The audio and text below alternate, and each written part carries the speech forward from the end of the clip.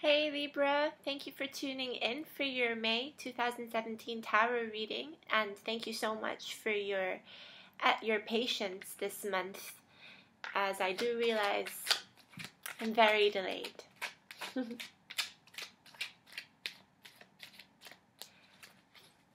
But you know, I love and appreciate you guys. Thank you for your support.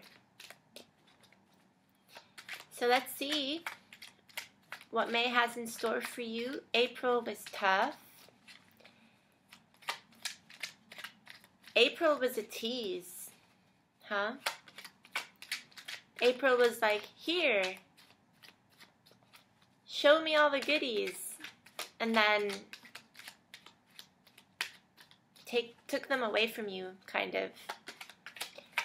Then again, we're all sort of in that boat together, where we think we're headed somewhere, and then we're not, or we are, but delays, so many delays, and it's pretty goddamn annoying, isn't it? Ah, no, okay, sorry you guys.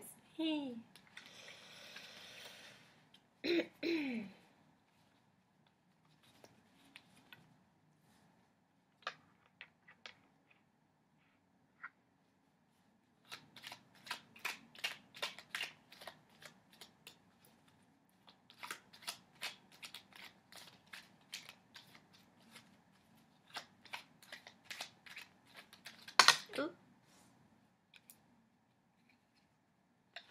Really?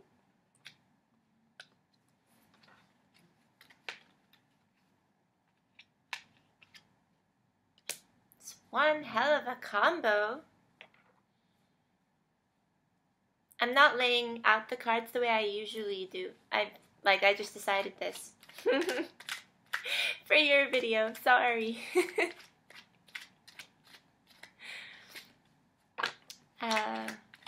But you have a very interesting mix of cards here. It's very positive, it's very optimistic, it's so much better than last month. Although I don't remember last month in so much detail, it's a bit hazy and foggy. No matter what the outcome was, this is looking much better. But you still have to weed out the heartache. What's this heartache about? What is this Three of Swords about? Wow. Wow. Even though it's not in direct proximation to the Three of Swords, as I asked that question, the Two of Cups popped up. So, well, I mean, not that that's odd or anything, right? Because people are usually contributors to the hurt that we feel more than situational factors. What is up with this? Every sign, not every sign, I'm exaggerating, but so many signs are getting this Ten of Wands.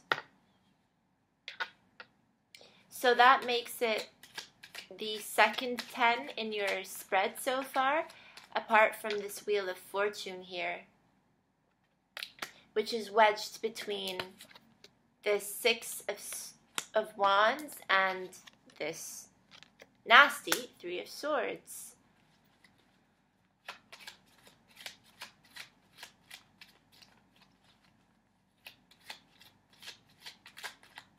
But by far, listen, no matter what happens, May is brighter than April in terms of having karma on your side. That's how I wish to see it. Having karma on your side, having the wheel turn in your favor. And although I use that phrase very often, the wheel turning in your favor, when the Wheel of Fortune comes out, this time I really mean it. Not that I've bullshitted other times, no. I really mean it because as I was having that thought and shuffling the cards in my hands, the Ten of Cups, which has not appeared here in your reading, reversed itself in the deck. Sometimes while I'm shuffling, a card or two will rear its ugly head or its beautiful head, depending on whether or not we like the card.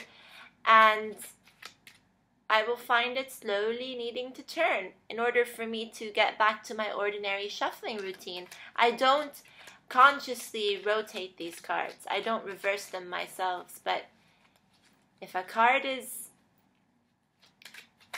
appearing vertically and I need to straighten it out, I usually won't question which direction I straighten it out in. In this case, I noticed it was the 10 of Cups, which is the bullshit card to me. Because it's the card of perfect family pictures, that picture perfect scene that doesn't really exist, because it's very possible to take a perfect picture, but rarely does a perfect picture really depict reality. So when it's reversed, I took that as a good sign to mean that you're weeding out the bullshit. Yeah, you are. You're weeding out the bullshit. You're about to say goodbye to conclude. Ooh, okay, thank you. I needed that. I was looking for 2 cards, and the 2 cards came out. And we have a very beautiful spread here in front of me, and I don't feel the need to change it. In fact, I'm wondering why I've never laid out the cards like this before. So pretty. Like a pyramid. In a way. It's not really a pyramid, but... Also, I apologize for the slight glare on this side. It's from my lamp. But the lighting is warm. And in general, the feelings are warm. And that's lovely. It might be the sun that's lighting up your reading, Libra. And you all know that when you have the sun in your reading, it foretells good times ahead. It foretells successful times ahead, where you will be greeted with a massive change. And this 3 of Swords pales. It pales in comparison to this beautiful World card here. And to me, seeing this 8 of Cups come out and it being beneath this 3 of Swords and also beneath the Wheel of Fortune suggests to me that this is a heartache that needed to take place, and one where you need to walk away from if you haven't already done so. This is also walking away from burdensome times, which might be in relation to this 2 of Cups, but actually I get a nicer vibe with this 2 of Cups. I get a solid give and take. Ooh, don't mean to hide his face. I get a solid give and take feeling with this 2 of Cups. True harmony showing itself, where this is the time you really know who your friends are and you know who your enemies are. You know who to stay away from. This is a soulmate connection. Absolutely.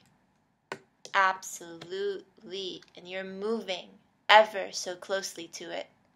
You are moving ever so closely to it, Libra. I love this. Okay, I have to say as well, I always have to remind my viewers that a soulmate and this 2 of Cups does not have to be a romantic relationship, because it would be absolutely insane if every single time this 2 of Cups popped up in a reading, any reading, it would suggest a new person coming into your life.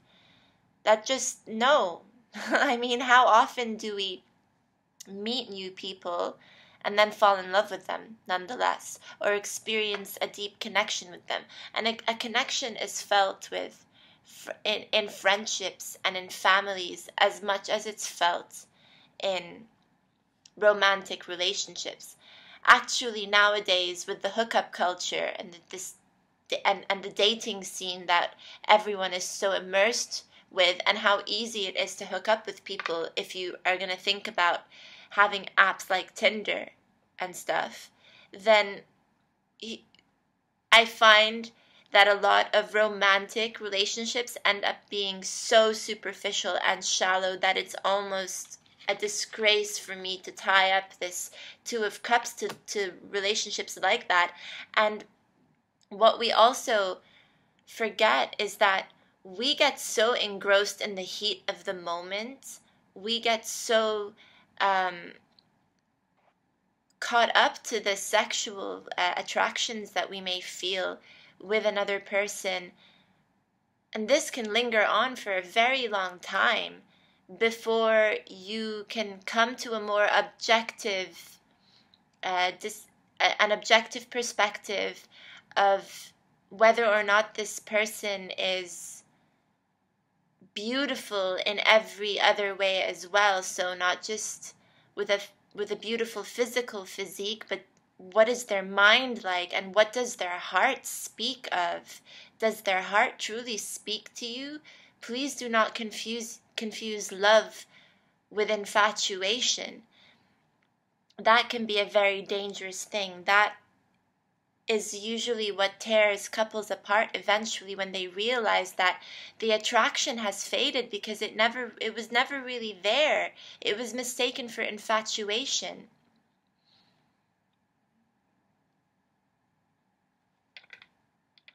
I mentioned this in the Aries video earlier on, and maybe I'll briefly cover it, very briefly, in your video too, where I was talking about the difference between feelings, moods, and emotions on a psychological spectrum, and how they are temporally defined. Emotions being the fundament upon which moods and feelings develop. Without our ability to experience emotion that comes from the patterns that we associate with something, an event being positive or negative, and thus we attach certain adjectives such as happy, sad, depressed, whatever it is, right? An emotion is unwavering in that context. A mood, it is unwavering, it lasts, right? A mood is something that may occur for weeks on end, but is not permanent. A mood rarely fluctuates in terms of establishing a baseline.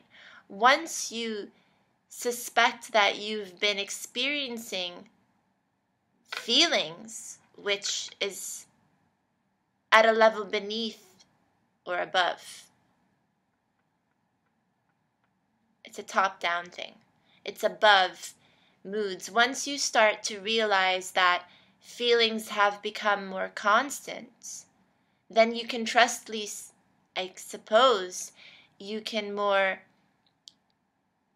commonly then make the deduction that we're no longer talking about a feeling. We are talking about a mood, a state that is a lot more enduring than a feeling. But what is more enduring than a phase, than a mood? An emotion. An emotion which will either be real or not. That will either last or not. And if it doesn't last, then you know that you're referring to a feeling, which is very much fleeting. You can be up and down several times in a day. You can have your good days, you can have your bad days. However, being depressed 3 days in a row does not equate to having a depressive state or mood, nor does it equate, it most certainly does not equate to clinical depression, which ends up being a way of life to some extent. And there we're talking about the real emotional consequences that come with actual depression that lasts for months and years and years and years. So, it is very important for us to distinguish early on if our feelings and the feelings of our partners are genuine, or if it's mere talk that we're being presented with. Better see this Three of Swords earlier on in your reading than see it come later on. it's wonderful to see the progression move on to this Chariot card, from this Three of Swords to this motion of emotionally walking away from a situation that you may have thought was genuine.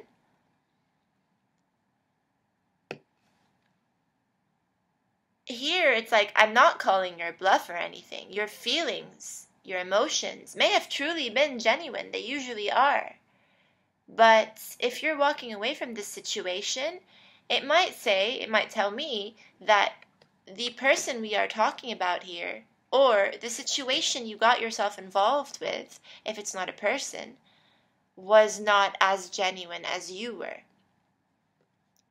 So we go from this 3 to the 8 of Cups, all the way to the Chariot card, where you're moving on with a lot more confidence.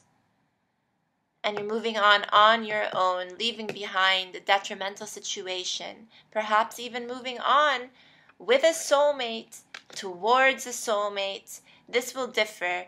I can't tell you what your individual circumstances are. Some of you have already met your soulmate. Some of you already know who your soulmate is, or one of your soulmates is in contact with this person more frequently these days and is trying to make a move towards, actually, I'm getting in my mind, a group of people who act as soulmates, if that makes any sense, because we never have one soulmate in this life. We incarnate on this earth knowing that we are going to cross paths with multiple soulmates. They are our families. They are our closest friends. They are the people who circulate and always reappear no matter what. And here I'm not talking about Venus retrograde bringing exes back. I'm talking about purging karmic lessons through the people that we learn, because it is our relationships in our closest friendships that can often teach us the biggest lessons. It's rarely those flings and hookups. It's rarely that infatuation. It's rarely the girl in the mini skirt that just happened to look sexy and you were just like, oh, she's fine, I want to make her mine. No.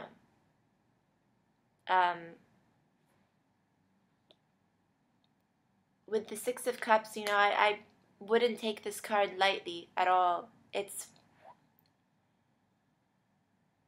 the feeling like you can truly be yourself, because you can be a child again. You can be a kid again with this person. Or you can communicate in the way that a child would, without fear, without regards for what sort of reaction it might trigger. And by being authentic and giving room for authenticity to come back into your life that way, I can safely say that you move forward with a lot more confidence of who should remain and who should not remain. And when we surround ourselves with people who don't just make us feel this way, because this is not always intentional. It's not. This can happen by proxy of being around other broken-hearted souls who come to you to release themselves from this pain. They want to distract themselves from that reality that they're experiencing right now, which is not a very nice reality. And by being there for them, you are trying to help them endure. You're trying to help them get over their circumstance, but realize that at the end of the day, we are human. We are empathetic. We all have empathy within us. Some more than others, yes. Some go on to use this empathetic trait to help people. They dedicate their entire lives to studying disciplines where they can go forward with actually helping society and communities in their own ways, while other people will use their empathetic qualities to simply relate with more ease to others. They may not be therapists, they may not be counselors or life coaches, but they are people that listen, people who always have a shoulder for you to cry on, and you can be that as well for others, where you have a shoulder for people to come to you and cry on. You have an ear that people appreciate speaking to, and you won't necessarily speak back. You will just listen. But these emotions can rub off on us, and it's important for us to go through rituals where we cleanse ourselves from energies that stick around, to protect yourself from this unwanted behavior. We are the people we spend the most time with, Libra.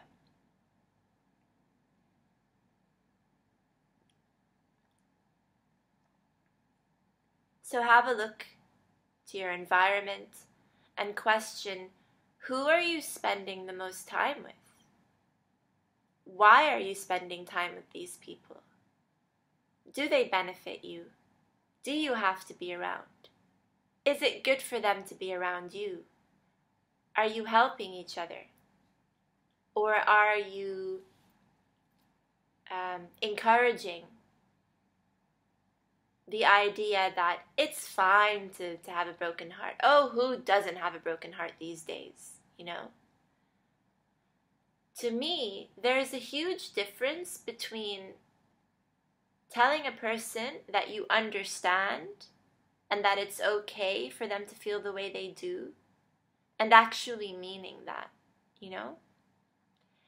The last thing a person wants to hear when they come to you for help is you telling them how weak they are, or trying to dissuade their emotion by saying, oh, you don't really love this person, so why are you treating them like they're some sort of big shit, or why are you letting them affect you this way? We usually like it when the people we talk to are more compassionate, right? So if you agree with the person, then they're more likely to come back to you for advice at a later stage. They're more likely to consider you a good friend, where, they don't want to hear you basically criticize them. They just want you to be there for them. They want you to lend an ear. So that's why sometimes it's just better and easier for us to listen than it is for us to respond, because it shows the person that we're speaking with that we're not here to judge, we're just here to listen. Even though you may not really understand what it is that they're going through, and you throw out the word, oh, I understand, this can be comforting. But to take that a step forward and ahead, and say something like, oh, you shouldn't feel this way, come on, snap out of it, or calm down, or whatever. You overload them with affirmations and confirmations, for example. That doesn't always work in their favor. Why? Because then they will start to think that you believe they may be weak, or that you are criticizing them for feeling the way that they do. And this can go both ways. So for the Libras who are experiencing this, and for the Libras who are acting out like this with others, it goes both ways. I think that Libra is so intelligent with the way that they speak with people, because fairness is usually the first thing that is on their mind, and they aim to please others. They hardly look for pleasure to come their way. I mean, okay, everyone wants pleasure in their life, but you please people before people please you. So we don't want to leech onto these negative energies and take them onto ourselves. We don't want to perpetuate it, basically. We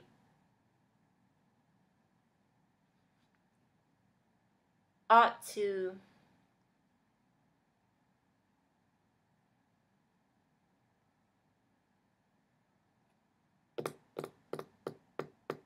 establish a good balance, and establish a good balance between giving and taking, And I say that these are the two general energies in your reading. They're in the foremost left and right of your reading here. So with the Six of Pentacles, you are comfortable giving your time to others and your advice. You may not be receiving as much as you are giving at this time though. However, it's necessary for you to give from your time anyway, because it always adds on to your psychological benefits and your evolution that way. Your psychosocial development and evolution within society and community and within yourself as well as an individual. The World card, when it pops up in a reading, what I want to say about the World card is that it never comes altered, in my opinion. So it comes and goes. It comes and goes. There will be phases where you will attend more to your psychosocial development, is what I'm trying to say. You will attend more to engaging in a healthy pattern of behavior. Not because you aim to please, but because you aim to be a better person. Quite literally a better person. So everything that you do, it goes towards improving your life. It goes towards improving your life, and by improving the world that you live in, you improve the lives of others in your world. To me, that's what the World card talks about.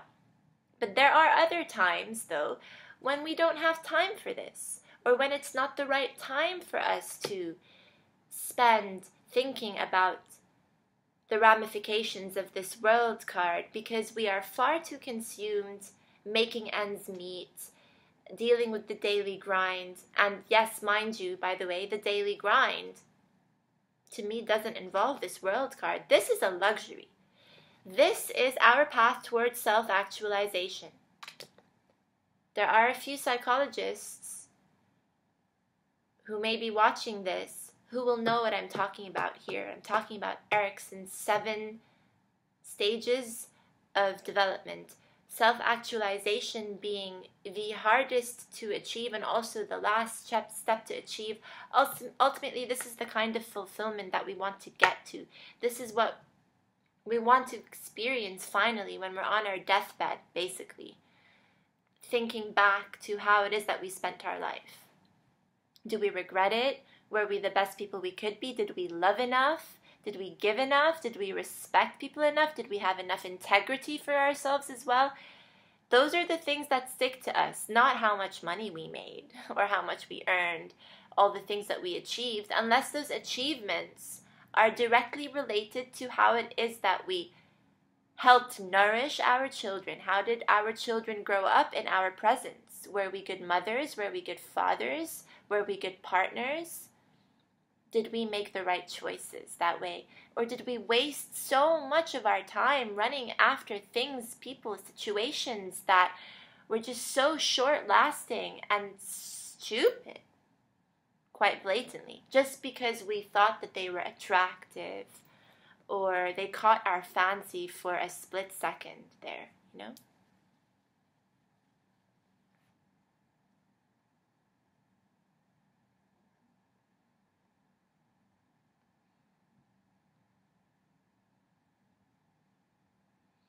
So I really like the way that the reading progresses, because I feel like Libra is just, it's clicking slowly. It's clicking. Things will slowly fall to place. In increments. There will be major events divided, major events that get interrupted by minor events, minor successes and minor losses as well. That's just simply how it is. I'll show you what I mean.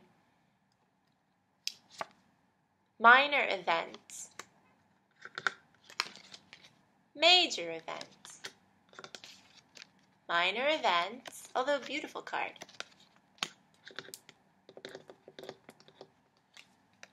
Major events, minor events, Major event.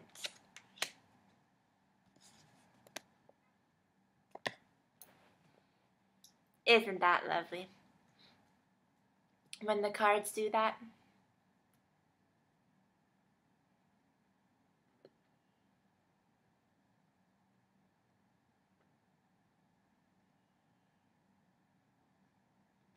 So that was your reading, Libra. Thank you so much once again for tuning in. I love you guys, and I will talk to you sometime next month. Take care of yourselves. Bye.